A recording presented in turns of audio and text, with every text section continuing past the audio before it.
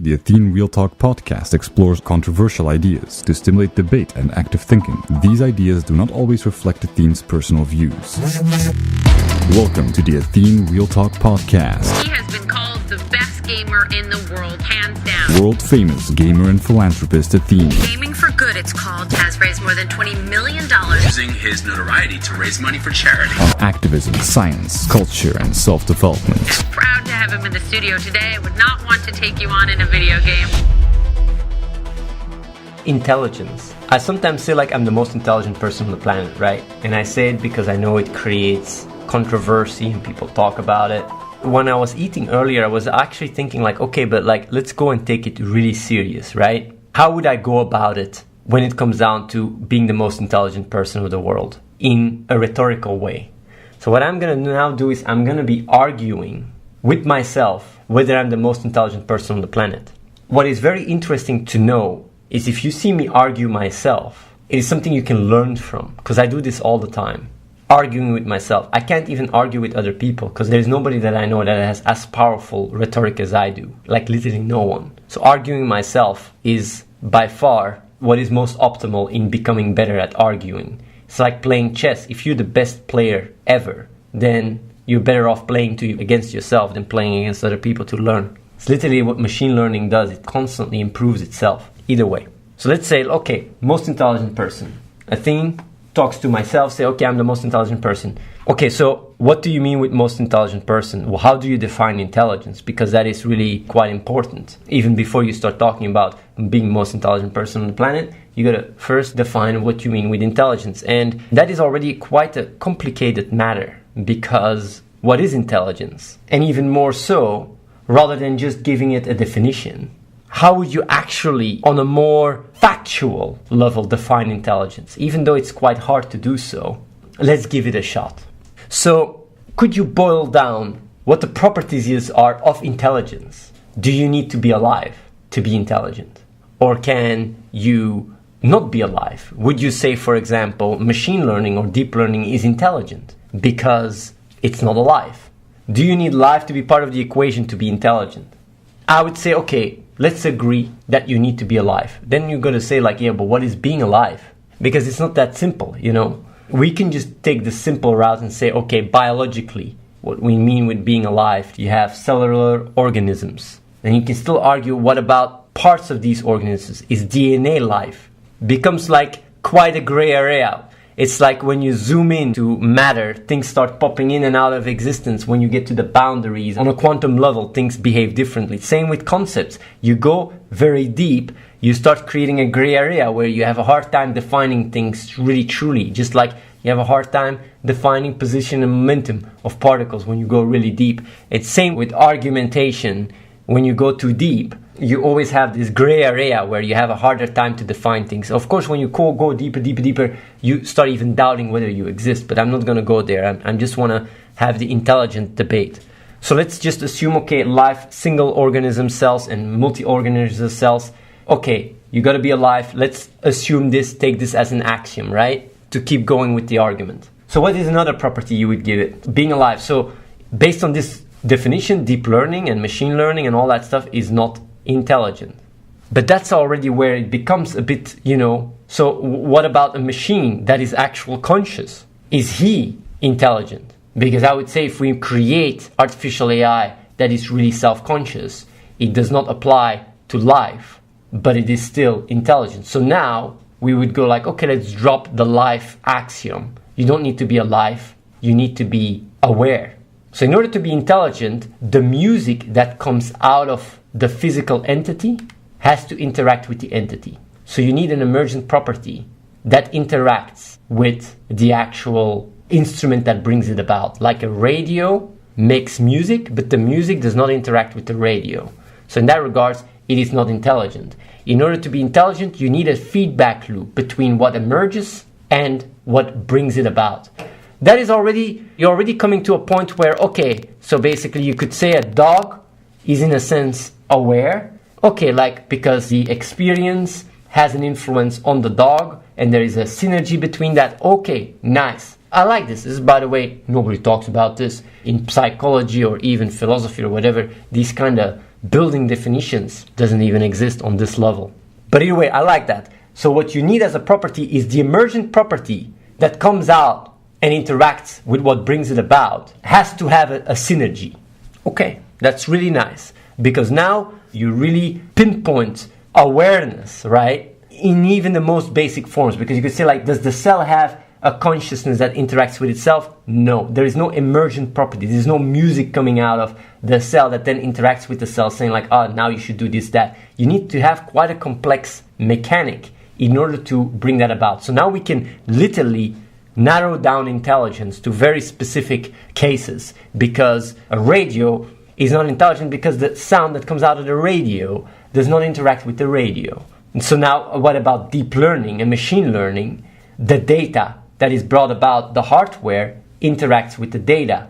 When it comes down to machine learning and deep learning, I got to actually understand more carefully how it works in order to truly pinpoint whether it is intelligent or not, because I don't know how it exactly works. I don't know if there's a feedback loop, but I think there is a feedback loop with machine learning and with deep learning. Either way.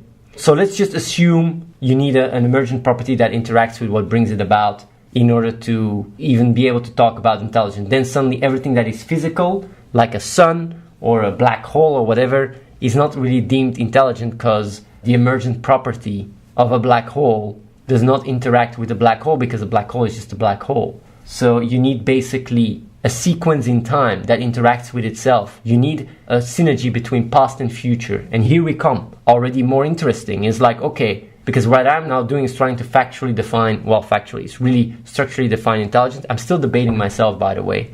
So like basically you need pattern recognition, because the emergent property that comes out has to interact with what brings it about. So you have a time-space sequence where past and future interacts with each other in a way where the past and the future improves itself. So the emergent property where the hardware took place in the past interacts with the future. Wouldn't even be surprised it's quite close to what actual consciousness is, and that's why we even have a timeline. Either way, I don't want to go too much to the philosophical part or existential part, but this is just an interesting thought to think about why we even exist and why there is time. Maybe it is because the fundamental property of intelligence is a feedback loop between past and future. When you boil it down, action-reaction. But either way, I don't want to go into that. So like, okay, intelligence is defined by, the emergent property that interacts with the actual thing that brings it about. But now, what you can also say is, okay, there is also pattern recognition. So the emergent property tries to improve what brings it about. And as a result, what is brought about, the emergent property, in our situation, its experience, right, grows. Because the better the synergy between both, the bigger the experience grows, because it becomes more and more capable of improving the foundation. Now, already, if this is the case, the way I define intelligence, then basically people that just live to feel good are going about life wrongly, because they just focus on the experience, on the emergent property. They don't think about improving life itself. But it is because of the feedback loop of improving life itself that life has thrived the way it is. You might still say like, yeah, but living happy or whatever might also, even though, have an indirect consequence of improving life. Just like when you see at our technology, a lot of what we've brought about was brought about by people chasing happiness, not chasing growing life or whatever. But the thing is though, I'm talking about a conceptual belief framework that is most optimal. I'm not talking about a framework that is suboptimal. It's about optimizing the two. Of course, you could say like things can still work and grow, but what if you can do it even more optimal? So having a belief system that matches what you are, so having an emergent property that focuses on the same things that life itself basically is, will bring about better results than one that is focused on an indirect thing, a misguided thing, that then slows down a life's growth but still grows it. Either way, still debating myself. I'm having an argument here with myself, by the way. I'm not saying person A, person B, because then it's just constantly saying, oh, Athene says this, now he says that. So yeah, basically you have pattern recognition, you try to align, but here it goes like, what is aligning? So basically the pattern is what emerges, in our situation experience, interacts with what brings it about, which is life or hardware, and the extent to which it has a synergy and allows itself to extend itself, that is what intelligence is.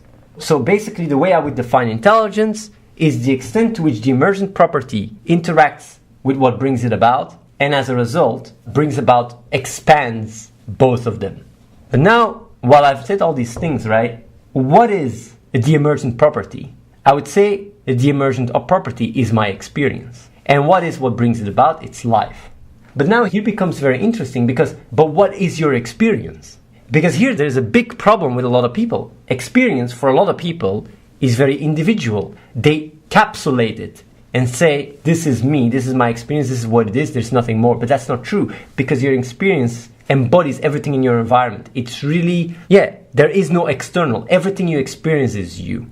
And what is life? You could say like, my body, my brain, but life is way bigger than you. It's not just your body and your brain. Life is really everything that brought about, it's all around us. So when you say you're being the most intelligent person on the planet, you are talking relative to other individuals. You are basically specifying.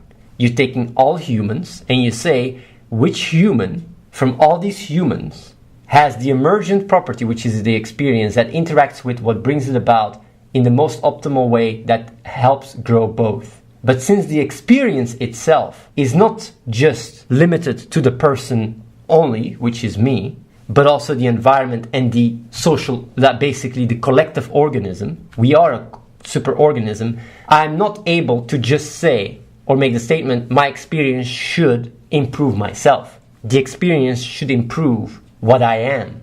And myself is just a flawed ID based on identity. Myself doesn't even exist. Just like I said earlier, we're completely interconnected with everyone. The idea of self is just a mental construct. So then you immediately start talking about, I wouldn't say higher awareness, but just you talk about more a collective awareness, a collective entity or identity rather than a personal one. So the emergent property has to improve the collective, not just itself. But of course, if improving the collective requires to improve itself first, then that's what it does. So now, what is improving? Because that's also an interesting one. Is improving tomorrow? Is improving now? Improving within time, it all has to do with the curve, the improvement curve. If you can be most optimal by taking a very powerful drug, but that will kill you tomorrow, even though you've been very productive or very impactful or growing, if it ends up killing you, then you wouldn't consider that intelligent. So it has to do with potential growth rather than just growth right now. So basically future and being able to recognize patterns towards the future, to which extent the emergent property can affect the thing that brings it about, which is not just me, but life itself, society, superorganism and all that stuff, within time also defines how intelligent you are. So now let's take all the individuals on the planet and let's throw the statement of, okay, intelligence is defined by the extent to which the emergent property benefits or increases the property that brings it about in a way that has the highest potential towards the future and the best odds of succeeding. Of course, these odds of succeeding is defined by reality. It's not defined by a belief or an idea or a feeling. It's defined by reality. So if the measurement doesn't come out, then obviously your premises are flawed. But at the same time, it's not because it's defined by reality that the outcome is always what defines the best pattern you've taken to get there. Because we know that everything is probabilistic. You can play 2-7 offsuit, win the hand, does not mean that you played your hand well. So that's where it becomes more gray area. And that's where two intelligent people would use rhetoric and logic to come to the same conclusion. Because when it comes down to pattern recognition, where the outcome is merely statistical input field, then basically the outcome per se cannot be the sole component for two people to decide what to do. Because the outcome is probabilistic, and the outcome that then does happen is only something that allows you to measure more or less accurately the odds of your approach. So for example, with poker, when you play 2-7 offsuit and you win every single hand, then you will start saying like, okay, 2-7 offsuit is better than aces because maybe the deck is rigged. So yeah, basically what you have is you have a feedback loop between the outcome and the rhetorical talk, and the outcome is basically the actual result, but it cannot have the only say in what has to happen. So when it comes down to intelligence, if a random guy did a random thing that caused the planet to be surviving, you can't use that outcome to say this guy must be the most intelligent person, because first of all, the person did not do that on purpose, because there was no real intent with pattern recognition, which is what intelligence is the emergent property has to interact with what brings it about, so it has to be intentional. There was no intent, but let's say you do it intentional, even then you still have to measure to which extent was that intent based on the logical framework to actually create the ripple effects that person thought it would get. Because if that is not in line, then even then you cannot make the argument. Like, let's say, for example, when someone plays the lottery with the intent to win and wins, that doesn't make him intelligent, because he still, based on statistics, would have lost money overall. He didn't make a smart decision. And that's why you always have to look at an action in the bigger perspective. You can't just isolate it. And then, for example, when you start looking at the world to define intelligence, you can't just look at the successful people on the planet and use that success as a mere measurement to define whether someone is intelligent or not, because you got to look at their intent and the potential of what their actions would have rippled towards the superorganism. And when you look at that way, then what you have is, you can't just look at Bill Gates or Elon Musk and say they are the most intelligent person on the planet because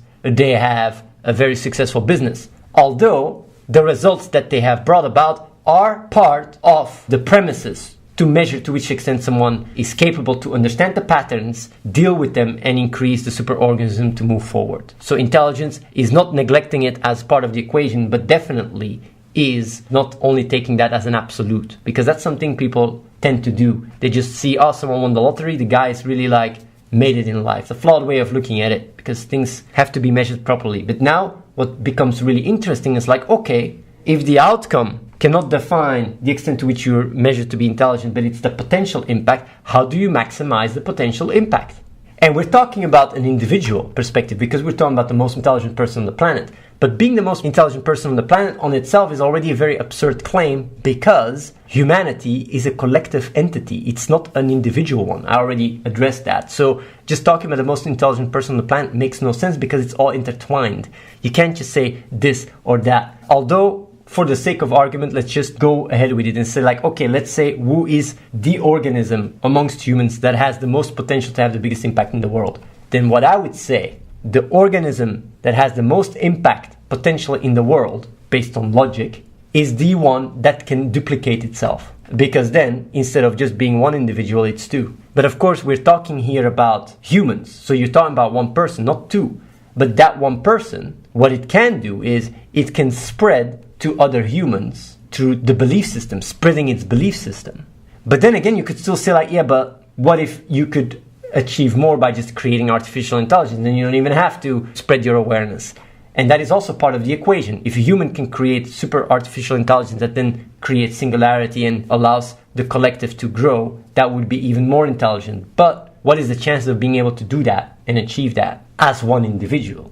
Because even if that was the case, then you're still better off finding other people. That's what the most intelligent person would do. Find other people to then work on it. Because by himself, he's more handicapped.